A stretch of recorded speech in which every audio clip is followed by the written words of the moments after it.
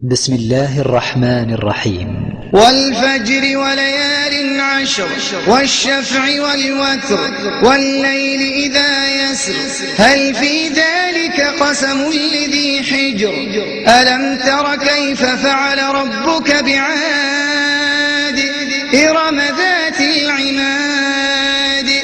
التي لم يخلق مثلها في البلاد وثمود الذين جابوا الصخر بالواد وفرعون ذي الأوتاد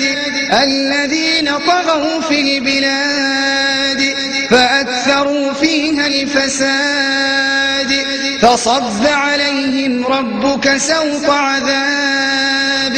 إن ربك لبالمرصاد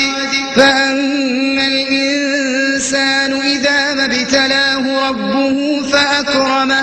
فأكرمه ونعمه فيقول ربي أكرمن وأما إذا ما ابتلاه فقدر عليه رزقه فيقول ربي أهانن كلا بل لا تكرمون اليتيم ولا تحاضون على طعام المسكين وتأكلون التراث أكلا لما وتحبون المال حبا جما كلا إذا دكت الأرض دكا دكا وجاء ربك والملك صفا صفا وجيء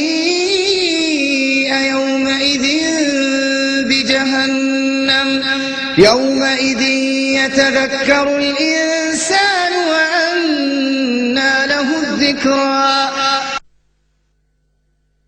يقول يا ليتني قدمت لحياتي فيومئذ لا يعذب عذابه أحد ولا يوثق وثاقه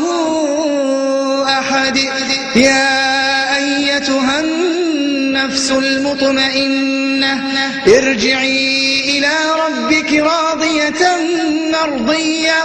فادخلي في عبادي وادخلي